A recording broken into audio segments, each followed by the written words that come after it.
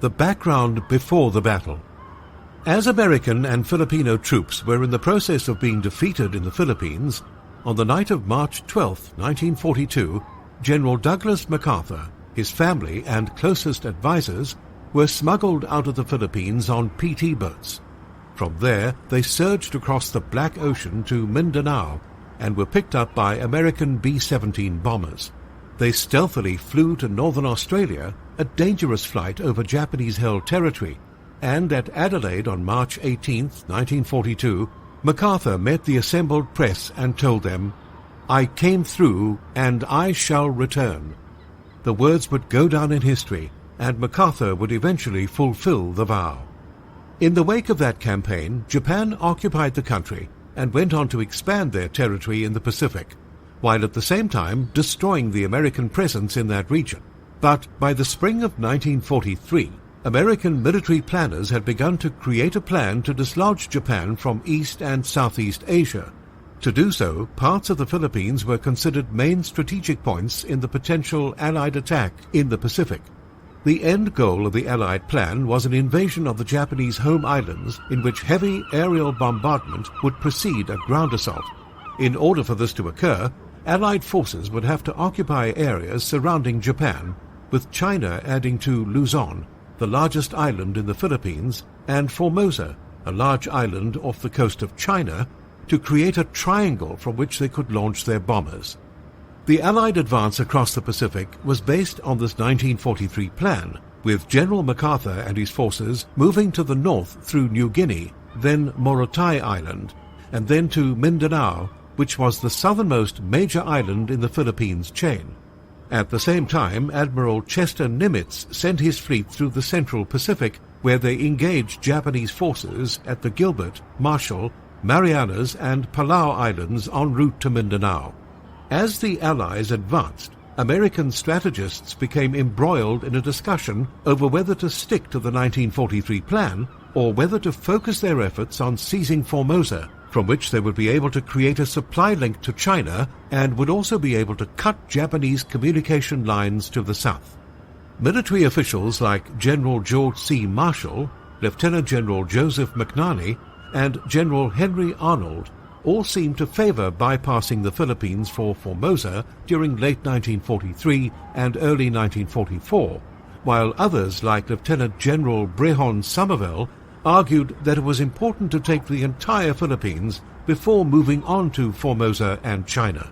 For his part, MacArthur was very vocal in his belief that the American Army and Navy needed to liberate the Philippines before moving on to other portions of the plan.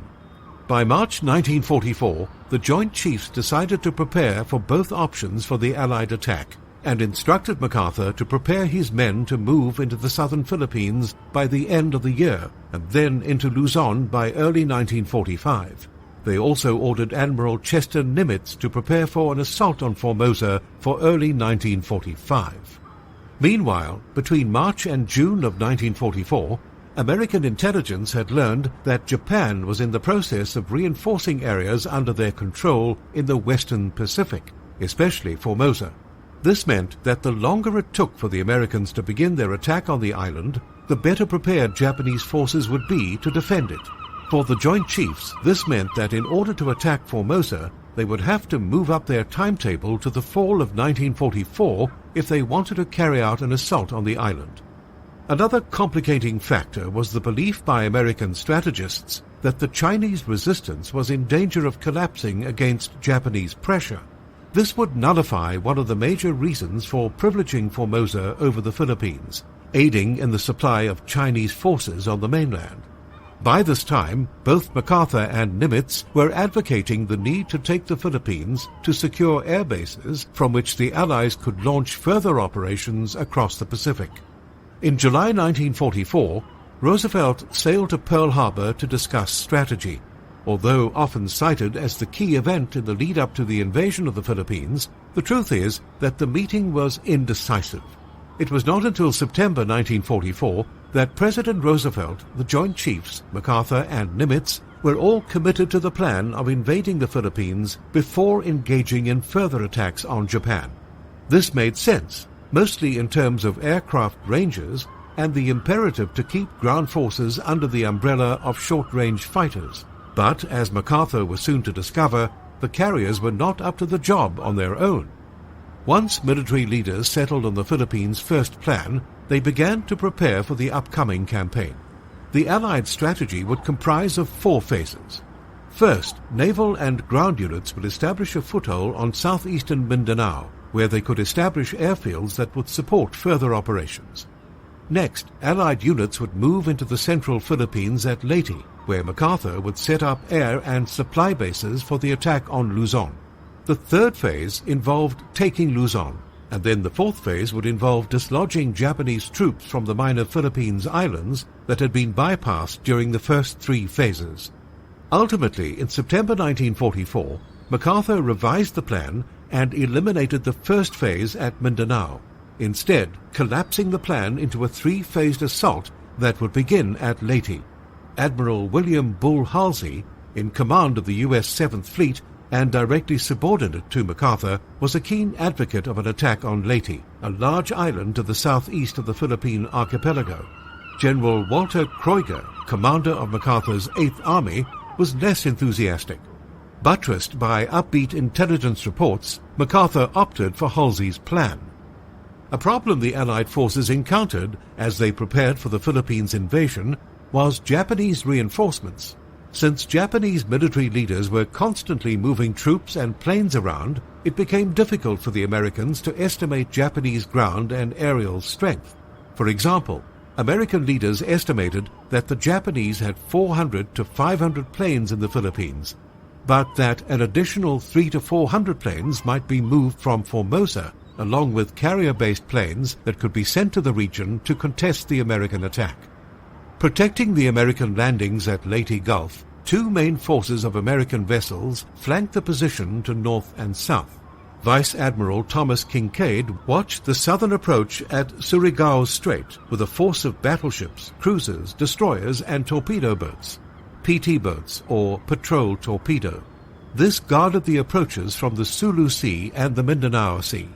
In the north, Halsey commanded the massive Task Force 38, containing a powerful grouping of Essex-class aircraft carriers, plus fast modern battleships, heavy cruisers and destroyers. Halsey undertook to guard the San Bernardino Strait to the north of Leyte Gulf, protecting the approaches from the Sibuyan Sea. On the Philippine Sea, 3 groups of 6 American Casablanca-class light carriers apiece, also known as escort carriers or jeep carriers due to their small size rather than any onboard jeeps, provided air support to the American landings. For their part, the Japanese planned a 3-pronged attack against the American deployment. In the north, Vice Admiral Ozawa Jisaburo led the northern force, consisting of a single large aircraft carrier and 3 light carriers, plus supporting battleships, cruisers and destroyers. The carriers lacked all but a handful of aircraft. The final remnant of Japan's once mighty carrier fleet, these craft would feint against the Americans' northern flank, hopefully drawing away the defenders of San Bernardino and Surigao Straits. In the meantime, Center Force under Kurita Takeo, a massive flotilla centered around the 2 super battleships Yamato and Musashi, would penetrate San Bernardino Strait via the Sibuyan Sea. A 3rd task group, Force C, would cross the Sulu Sea and Mindanao Sea to force a passage through Surigao Strait. Coming from the north and south, these forces, if successful, would unite to sink the American Essex-class carriers if possible and wipe out the landing fleet in Leyte Gulf. Much of the plan depended on Northern forces' ability to lure the protective American warships away. The Japanese commanders later stated they believed they had a 50-50 chance of success, but with the Americans rolling ever closer to Japan, they believed the gamble worth the risk.